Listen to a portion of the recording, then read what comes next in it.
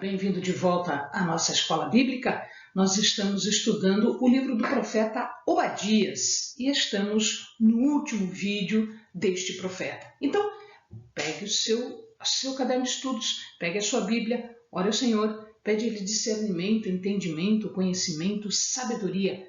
Pede a Ele proteção para que nós possamos desvendar dos seus mistérios. Muito bem, Edom seria alvo da ira de Deus. E ele estava agora sendo alvo das profecias, exatamente para que preparasse o povo daquilo que haveria de vir. Porque Deus manda os seus profetas para nos alertar do que haverá de vir. E estes profetas não foi só Obadias que falou sobre Edom. Isaías também falou sobre ele, Jeremias falou sobre ele, Ezequiel, Amós, Malaquias. Então todos estes profetas eram visionários, estavam recebendo mensagem daquilo que Deus faria com Edom. Então veja cá, só para nós lembrarmos de novo, Edom estava nesta região aqui, desde aqui embaixo, abaixo do Mar Morto, até aqui no Golfo de Acaba. Então ele se estendia por toda essa região aqui. Aqui está Judá, o reino do sul, Jerusalém, e aqui Israel, o reino do norte. Aqui a Filístia, Moabe é o seu vizinho deste outro lado e Amon mais para cima. Então, e aqui mais para baixo, se a gente for seguir por aqui, por este caminho, nós vamos acabar atravessando o Sinai e chegando no Egito. Então, era este Edom. Edom, também chamado de Esaú, filho de Isaque, irmão de Jacó. Então vejamos lá. O julgamento foi por conta do orgulho. E este orgulho é um sentimento que faz com que a pessoa se sinta o máximo, se sinta maioral, se sinta grande. Mas ele iria se tornar pequeno, porque o julgamento era exatamente este. Então, a ira de Deus ia transformar aquele que se acha grande em pequeno. Ele seria tornado pequeno. Por que pequeno? Em que sentido pequeno? Pequeno porque a sua população ia diminuir, portanto ele iria ser pequeno, e também por conta da sua extensão geográfica, porque ele iria perder essa extensão geográfica, esta área de terras que ele achava que tinha. Por que ele iria fazer isso? Por que Deus iria dar esta retribuição?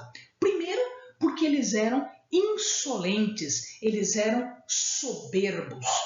Depois, porque eles eram arrogantes. Então, insolente em relação a Deus, em relação ao povo de Deus, soberbos em relação a Deus e ao povo de Deus, e arrogantes, porque eles se achavam inexpugnáveis. Eles achavam que não iriam ser conquistados de forma nenhuma, nem nas suas cidades. Por que isso? Porque as suas cidades, como o amado pode ver aqui embaixo, eles faziam as suas cidades no alto das rochas, inclusive eles usavam as rochas como casa. Uma das maiores cidades, uma das mais famosas, o amado pode ver, existem vários vídeos, documentários, é a cidade de Petra. Petra foi escavada nas rochas. Então eles achavam que morando nos altos, como águias, entre as estrelas, ninguém poderia alcançá-los. Só que Deus pode. Deus pode tocar, Deus pode destruir, Deus pode fazer o que Ele quiser por conta do seu poder, da sua soberania. Exatamente para quebrar essa soberba, quebrar esta arrogância de Edom. Petra foi a última capital dos nabateus. O povo nabateu, ele conquistou, ele iniciou a conquista das terras de Edom. E eles eram colegas, eles tinham acertos, né? Eles tinham contratos de boa vizinhança aí. Então eles se respeitavam e eles faziam as incursões deles juntos. Mas os nabateus fizeram aí o contrário, como a gente vai ver, o profeta vai contar para nós. Eles seriam assaltados, diz o Senhor. Qual era o julgamento? O julgamento era esse, era pilhagem, era destruição, era traição, como a gente falou agora há pouco. Eles seriam assaltados e roubados de forma violenta, porque pode haver um assalto, pode haver um roubo sem violência, né? Violência física e destruição, porque todo assalto, todo roubo é uma violência. Mas poderia haver uma menor violência, sem violência física, sem violência de destruição. Mas eles seriam assaltados e roubados de forma violenta. E o profeta faz uma comparação, ele faz uma ilustração, um símbolo do que ia acontecer com eles. Quando se fazia a colheita na terra, os vindimadores, que eram os coletores, eles não colhiam tudo. Eles não colhiam toda a produção. Eles deixavam um pouco, porque a lei determinava que não podia tirar tudo, que devia deixar um pouco, que era para os pobres, os órfãos, as viúvas. Isso se chamava a respiga. Então eles deixavam para que a respiga fosse utilizada por estas pessoas. Edom não. Então aqui o profeta está dizendo o seguinte, quando se destrói alguma coisa, se destrói absolutamente tudo, como Edom vai ser destruído. Ele vai ser colhido, ele vai ser pilhado de forma completa, não como se colhe alguma coisa e se deixa para respiga. Nada vai ficar, tudo vai ser exposto, porque eles estavam escondidos nas rochas. Então eles iriam ser expostos. Edom iria ser rebuscado. Quando se rebusca, quando se procura alguma coisa minuciosamente. Então, Edom não teria absolutamente nada a restar. Ele seria totalmente, absolutamente, completamente pilhado. Israel foi punido? Foi. Israel foi punido. Mas ele foi de forma parcial, de tal maneira que um remanescente iria voltar. Um remanescente iria voltar da Babilônia, como nós vimos nos livros de Esdras, Neemias e dos profetas correlatos. Então, aqui nós temos que Deus diz, não, eu vou punir meu povo, mas um resto vai ficar. Edom não. Edom vai ser punido de tal maneira que não haverá resto. Não tem a mesma coisa que vai acontecer com o povo de Deus, não vai acontecer com Edom. Edom vai ser totalmente destruído. Ele vai ser destruído, diz mais, por aqueles com os quais eles tinham confiança, com os quais eles tinham uma ligação. Existia uma tribo árabe chamada de nabateus. Os nabateus, eles ficavam naquela região ali e eles tinham um acerto, um contrato, né, com os de Edom, com os edomitas. Tanto é que eles dizem assim, os que comiam juntos, seus companheiros, aquele com o qual eles dividiam a mesa, né? Estes iriam trair. Eles iriam trair e eles iriam destruir. Tanto isto é, que aquela região que era antigamente assentada, né, de Edom, ele vira uma outra região, conforme nós já vimos, chamado de Idumeia. Deus faria perecer todos os sábios.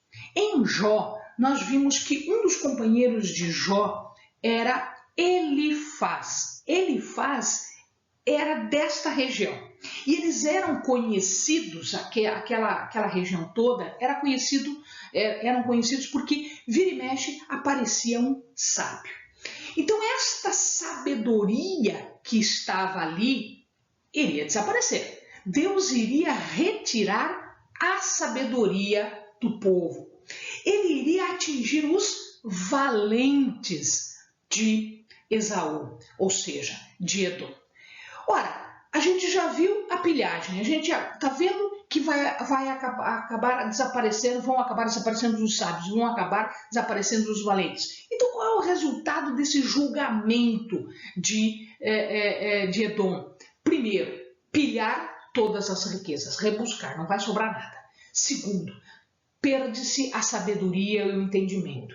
Terceiro, perde-se a força militar. Ou seja, o resultado é ruína da sociedade. Os edomitas iriam simplesmente desaparecer de uma forma absoluta. Perde-se a economia, perde-se o governo sábio, perde-se a segurança militar. Por causa da violência. Por que Deus está fazendo isso? Porque Edom era violento. A violência não precisa ser física. A violência, ela pode ser de comportamento, de tratamento. Então, esta maldade moral e física que era dirigida a Jacó, veja, Jacó era irmão de Esaú. De Edom surgem os edomitas, de Esaú surgem os edomitas, de Jacó surgem as 12 tribos, o reino do sul, Judá, e o reino do norte, Israel. Israel já havia sido tomado pela Assíria. Edom já tinha sido cativo, né, pagando tributo para a Assíria. Mas quando a Babilônia veio e que estava tomando Judá, que era o reino do sul, Edom ficou feliz. Eles estavam precisando de apoio. Era lógico que eles buscassem nos seus parentes, né, os descendentes de Esaú, irmão de Jacó, um apoio contra a Babilônia. E Edom estava lá, mas ele não estava para apoiar, ele não estava para ajudar, ele estava para observar. Ele viu o saque, ele viu a violência e pior, ele não fez nada, mas se alegrou com isso. Então, o alegrar-se com a ruína de um irmão é um pecado fatal. O alegrar-se porque alguém está se dando mal, aqui Deus está dizendo que foi a razão pela qual Edom foi julgado e foi destruído. Edom foi julgado e destruído porque ele não só se alegrou, como ele ridicularizou o povo. E depois, ao final, ele ainda aproveitou para saquear os que estavam sendo destruídos e entregar os que conseguiam se salvar, eles entregavam para os babilônios. É dizer, o pecado dele foi completo, foi inteiro. O dia da calamidade de Judá seria o dia do julgamento e da calamidade de Edom. Então, o que é que nós temos aqui? Olho por olho, dente por dente, braço por braço, mão por mão. Isso se chama pena de talião. Deus iria retribuir na medida daquilo que Edom fez e desejou para Judá. Olha como é complicado, meu amado. Olha como é complicado agir de uma forma dessas contra um irmão, contra uma nação. Deus vai dizer e mostrar que ele é soberano e ele é justo. Porque aquilo que Edom fez para Judá seria feito para com ele. Mas em Judá, Deus teve misericórdia. Em Edom, não. Amado, cuidado com a alegria com o que nós temos com alguém que está sofrendo, com um irmão que está sofrendo, a ridicularização, o saque, a entrega, dedurar o irmão, né? Entregar o irmão, a maldade, o desejo de destruição. Então é isso que Deus está punindo contra Edom, porque Edom era do sangue dele. Edom era do sangue de Jacó, era do sangue de Judá. Edom é um modelo agora. Deus está colocando Edom como um modelo para todos. Edom é um modelo para as outras nações. O que Edom fez, as outras nações fariam. O que este parente fez com a nação, o povo de Deus, as outras nações iriam fazer. O que alguns que são, às vezes, da nossa casa fazem, os outros que não são da nossa casa também fazem. Só que existe uma coisa que é o cálice da ira de Deus. Às vezes a gente pergunta por que Deus está se demorando para agir, para se levantar do seu trono e nos resgatar e nos salvar. Amados, Deus é tardio em irar-se. A gente não consegue entender isso porque nós nos iramos muito facilmente. Deus não. Deus dá tempo para que o arrependimento aconteça. Então o cálice da ira de Deus vai se enchendo, vai se enchendo, vai se enchendo, até o momento em que esse cálice transborda. E aí este castigo tem que ser bebido. Assim como ele foi bebido por Edom, ele será bebido pelas outras nações também. Assim como quando nós esperamos que Deus se levante em nosso resgate, em nosso cuidado, o cálice da ira de Deus está sendo cheio, está se enchendo.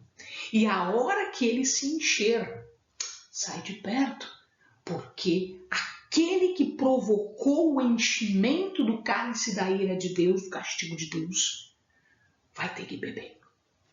E aí, só a misericórdia do próprio Deus para salvar.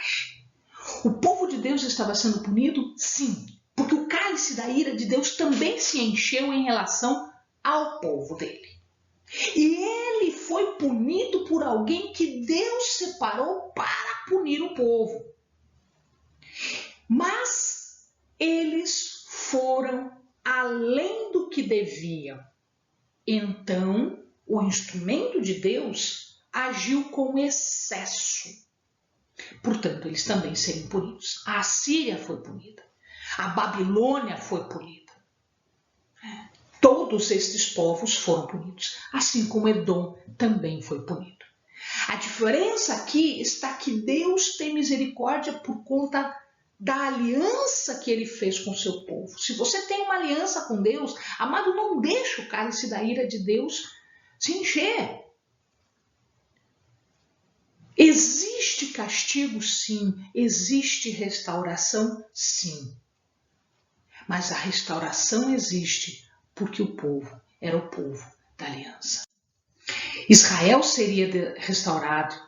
Deus desapossaria os espoliadores, aqueles que retiraram, aqueles que granjearam tudo, que arrancaram tudo. Né? E ele iria retribuir de acordo com o que haviam feito contra o seu povo. Isto aconteceu, Deus restaura o povo dele em 537 a.C. Nesta data, nós já vimos o que acontece. Foi permitido que o povo voltasse para Jerusalém, reconstruísse o altar, o templo, os muros, a cidade. E reconstruindo o altar e o templo, Deus passa a habitar junto deles novamente. Então a presença de Deus é restaurada, a terra é restaurada. Norte e sul, as tribos de Israel, as tribos de Judá, diz a palavra, estariam de volta. Tanto as que foram conquistadas pela Assíria, norte, Israel, quanto as que foram conquistadas pela Babilônia, sul, Judá, voltaram para a sua terra. Mas como Edom tentou consumir, tentou devorar o povo de Deus, agora era ele que seria devorado por Deus, pena de talhão, olho por olho. Deus iria destruir o povo que tentou destruir o seu povo. O profeta descreve então agora a extensão do novo reino, do povo de Deus que iria retornar. Passava pela planície de Cefelá, ou Cefela, tá? Que é toda esta parte aqui, o planalto central, a terra dos filisteus, né? Sobe aqui onde era a Judéia, vai para a Galileia e ele sobe, inclusive aqui onde era Amon, Gileade, né? Aqui Moabe. Tudo isso aqui que está em roxinho, tudo isso daqui foi reconquistado. E como a gente sabe que foi reconquistado? Por que essa palavra foi dada? É assim que vai acontecer e assim efetivamente aconteceu. Em 153 pelos Macabeus, a parte aqui de cima, e 167 essa parte que é a chamada Transjordânia, né? Também pelos Macabeus, né? Pelos Macabeus. E Deus deixa agora com o profeta uma última mensagem. Eu vou terminar, fechar com esta mensagem. Mas no monte de Sião haverá livramento. Ele será santo, e os da casa de Jacó possuirão as suas heranças. Subirão os salvadores ao monte de Sião para julgarem as montanhas de Esaú, e o reino será do Senhor. Amém, amados. Bons estudos.